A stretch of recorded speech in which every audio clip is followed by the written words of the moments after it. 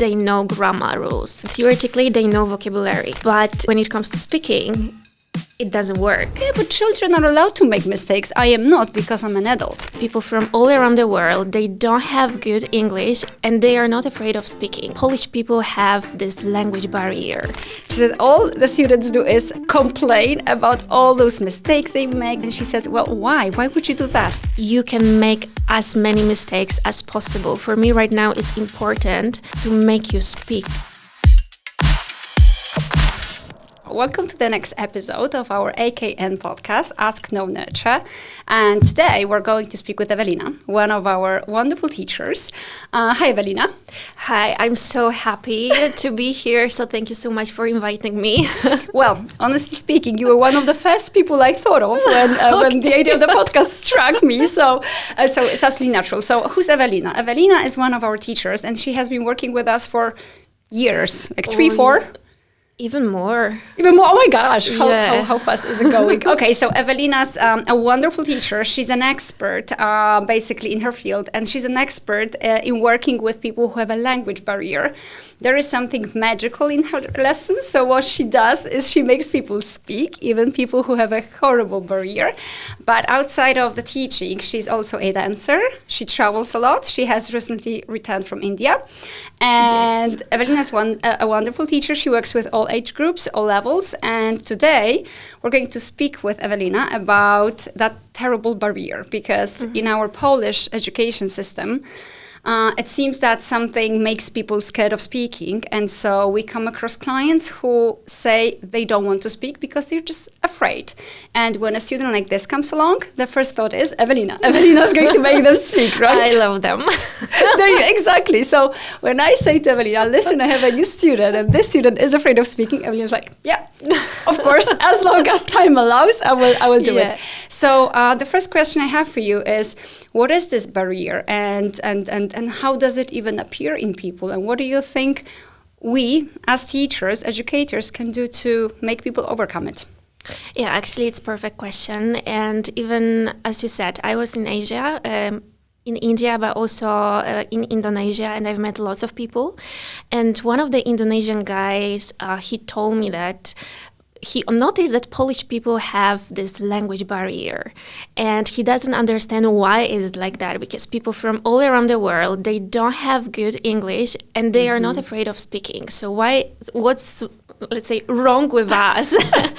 And actually, that was a good question. I started thinking about it, so I'm glad that you invited me here, and that's the topic for our meeting.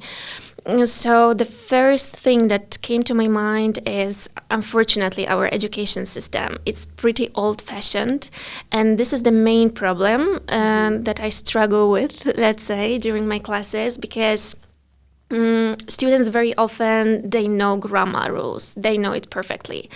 Theoretically, they know vocabulary. But when it comes to speaking, it doesn't work. Right. Like, they understand a lot, but it's impossible for them to talk. So the first problem, let's say, in my opinion, is that we don't speak a lot during classes at school. Right. This is the main problem. And the second one, I guess that this is like our Polish personality trait, let's say, being perfectionist. We want to be perfect, like making no mistakes. Right. And this is the problem that I have with my students, that they are afraid of making mistakes, or they are afraid that I will start laughing at them. So this is a huge challenge, not only when it comes to maybe teaching and learning, but when it comes to the psychological aspect as well, right? To allow yourself to make these mistakes. Right.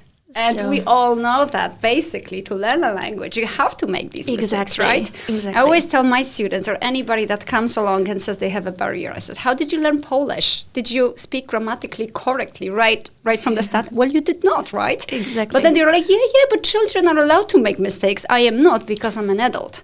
Yeah, that's true. So what do we say to people like this? Like, how do we make them understand that making mistakes is normal and it's absolutely natural for us? Actually, I tell using my story. Like I was the same. Like I was afraid of making mistakes, but there was a time when I moved to the US, so I was forced to use this language. So it doesn't matter if I make mistakes or not. Right. I have to. And then they start thinking a little bit, okay, and that's true. So like important is that they understand me.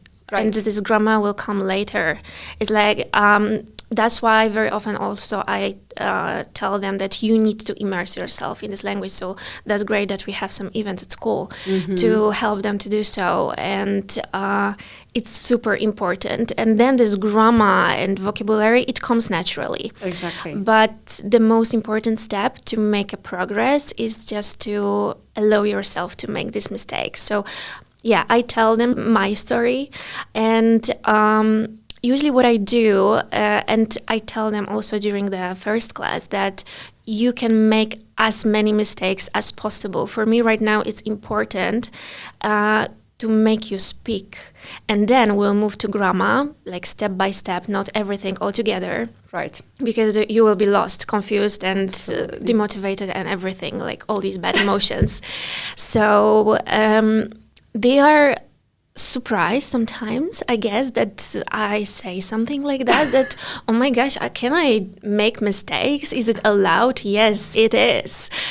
So this is what we keep fighting during the first classes, just to, let's say, warm up. And yeah, it's a huge step forward, but very difficult one. But I totally understand. It's like getting out of your comfort zone. Absolutely. And that's exactly it, right? People do not want to leave their comfort zone, and they're just accustomed to being criticized. Yeah. Somebody once told me that a person from another country, a British woman, that we're a bit strange as a nation as well because of that. She says that all you do is talk about how bad you are at English. So all her students, she was a teacher at our school, a native.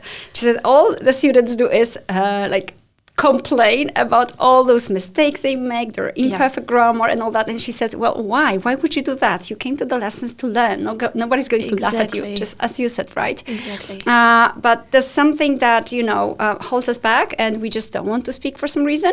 But you have successfully managed to teach many people who have come. They even cried sometimes, right? Oh, that's true. At the beginning. True. And then 2 lessons later, 3 lessons later, they text me, they email me like, listen, I love Evelina. Can you imagine?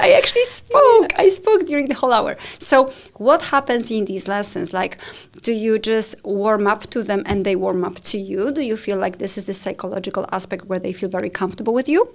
I think so. And this is very important when it comes to, I guess, not only language classes, but any other classes. When you have contact with your teacher, you have to feel comfortable because, as we already said, we are getting out of our comfort zone. So that's why we need to feel like safe, very comfortable. So this is super important, and this is what I try to do. So to somehow protect them and give them the space to share their emotions even sometimes. Right. And I tell them all the time, I keep telling actually that it's fine, I totally understand you. It's just the beginning. Beginning is the worst. Later it's gonna be better. So this is what I pay attention to, like this psychological aspect. To be calm and patient. I guess patience is the most important when it comes to working with people with the barrier, because sometimes, when you are stressed, sometimes you keep forgetting the easiest things. Sure. So you need to repeat all the time, like over and over again, many things. Right. And they are getting frustrated as well. So then you need to tell them that it's okay, that's fine, you are stressed, and that's why you make these mistakes or you keep forgetting that.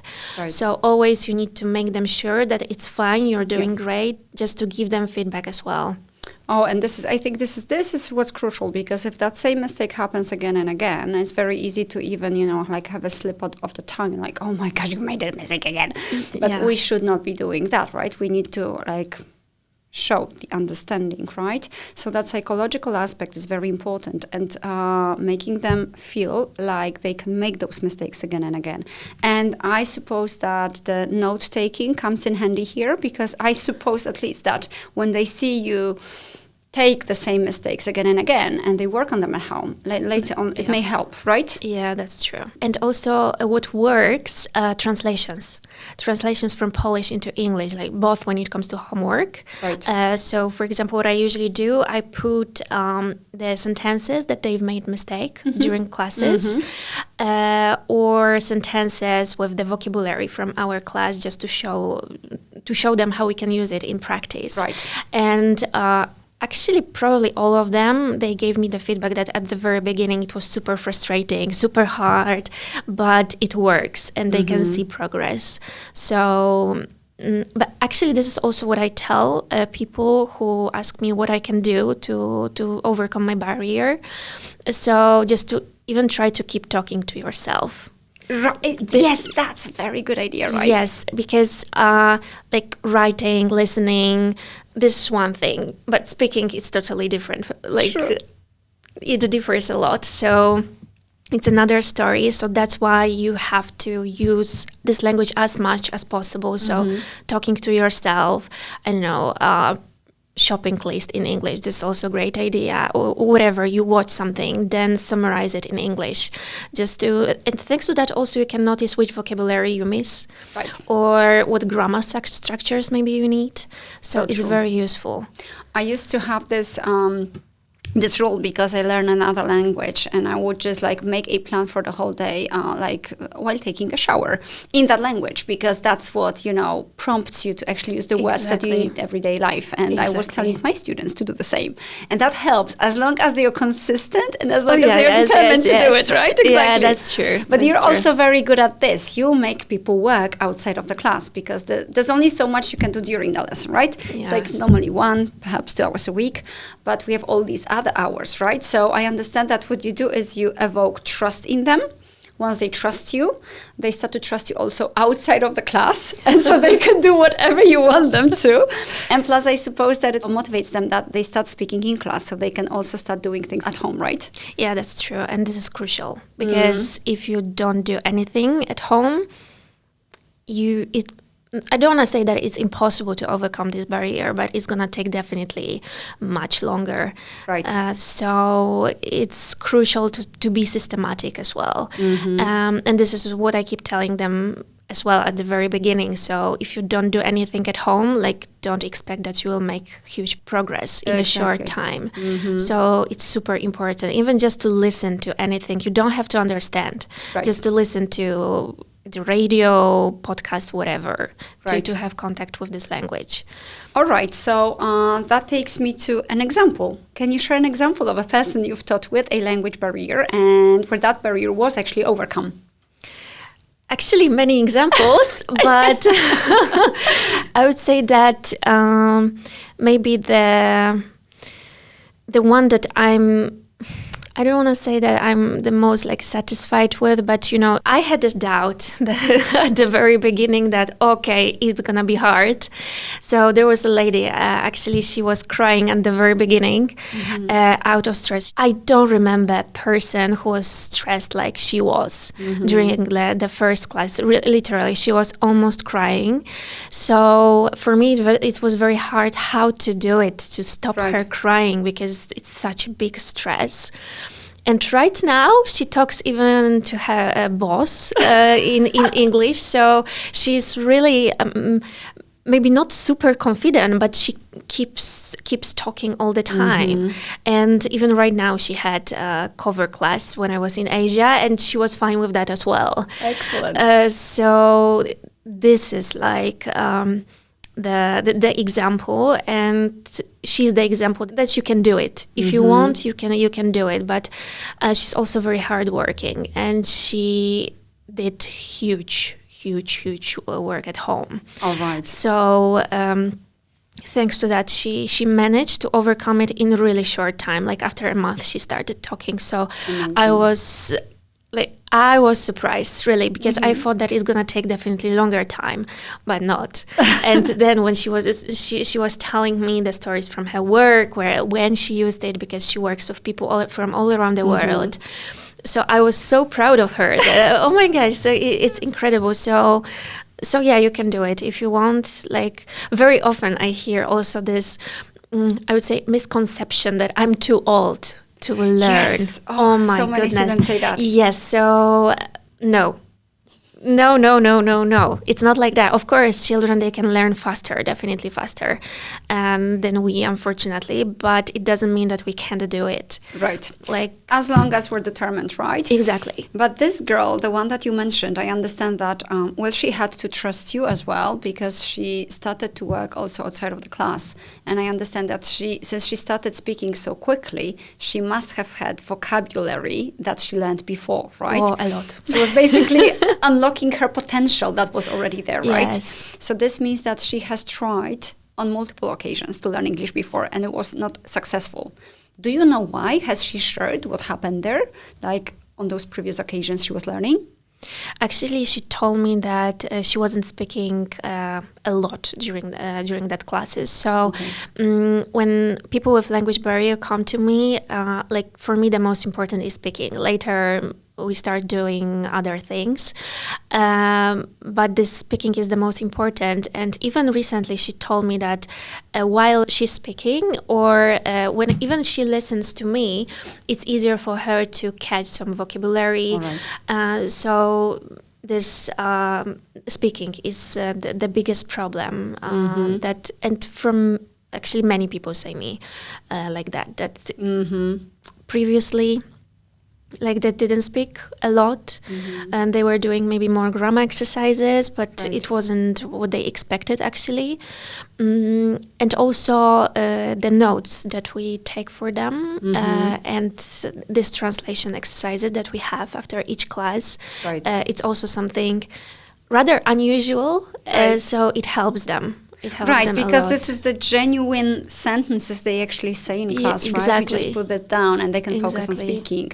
But all right, so since you're saying that speaking is such an important part of the classes, would you say you prepare your lessons differently for people with a barrier versus other students? I would say that materials are the same, but I prepare myself differently. All right. Mentally speaking. Exactly. Right. So you have to lead your classes in a little bit different way with such kind of people. So firstly, you need to be very patient. These classes are a little bit slower at the very beginning, and maybe simpler. So it's like step by step. But it's also important, in my opinion, to have different exercises. So even though we are speaking all the time, it's better to have different exercises. Even when you have exercises for vocabulary, I don't know, matching Polish with English, then based on that, let's do some speaking exercise. Right. So you need to be also very creative during that classes. So activation, right? Exactly. Well, but as we all know, you create your own material, so I'm sure that creativity is just something you have, and you're just fine doing that. But what you're saying is that, all right, so you give them something that is more, let's say, passive at the beginning, and then you make them activated. And I suppose there are a few drilling activities where they have to use those words in context, right? Yeah. And they're just forced to do that. Yes. Okay, brilliant. Yes. That's exactly what I wanted to ask. Okay, and have you come across a student that has become frustrated during the lesson, and what have you done in this situation? Actually, yeah, there comes a time when he or she, like any of the students, they tell me that everything started to be frustrating, demotivating, like they feel that they stopped. And I would say that this is the natural process, especially when we talk about people who are already in this more advanced level. There comes a time when you feel like blockage and you have to overcome it. So the most important is to let your teacher know about it. Yep. Then we are able to figure out something to help them. So of course I had that kind of situations, and usually what I do, I talk to my students, why is it like that? And very often what I noticed helps when we stop for a moment and when we when we do some kind of revision of what we already did, vocabulary, translations, also we have speaking based on the same topic, some listening just to practice this vocabulary or grammar, whatever it is, or everything altogether. And then it helps. So just not to overload them with everything and to move forward. Sometimes it's better just to stop and to repeat, and it helps them to make this progress again. All right. So what you do basically is if it comes halfway through the course, you sort of do the needs analysis again, and you sort of try to see what triggered this frustration, exactly. And reassess what the needs looking forward are. Yes. Exactly. And is it always frustration with speaking? Does it sometimes happen that they are frustrated perhaps with, I don't know, not being able to learn vocabulary? Yes. Then we come back to the topic of learning methods or as any strategies for learning. So we talk what they do. We try to figure out other ideas. I have many podcasts or videos, whatever, so articles as well. So I send them. We are discussing, maybe this one will suit. Let's try with this one. So that kind of lesson is also very important to have at the beginning and later coming back from time to time. Yes. So that's super important to find your method. Absolutely. Okay. I'll also share an example of one of my students. So what she did was she basically spoke very well in class. She was super eager to talk, but she complained a lot about not being able to speak up during the work meetings. And so what helped in her case was coming to our immersion weekends, where it was very intensive, use of the language, and seeing herself with other students. And then she noticed actually her English is not the worst, right? And that's what made her speak much better. And do you think that there are any misconceptions regarding the barrier that people have? Just like my student, she was quite okay in class, but then going out to the world was just too difficult for her. Do you think there's anything we can tell people like this? Or do you think we can tell them to stop being afraid? Or is it something we have to do a one-on-one? I would say that each case is rather individual, and that's why it's very important to know the background, let's say, and to discover what's the problem. Because there are lots of misconceptions like appearing very often, but sometimes they are similar, sometimes they are different. So it depends also on their experience. So it's better to firstly discover it, in my opinion, of course, during like one-to-one class, and later to force them to use and check themselves in other situations. So either like business meetings at work or immersion, which is perfect. So they need to figure out on their own, I guess, as well. And they need to check, because we can talk all the time about this, like the same thing.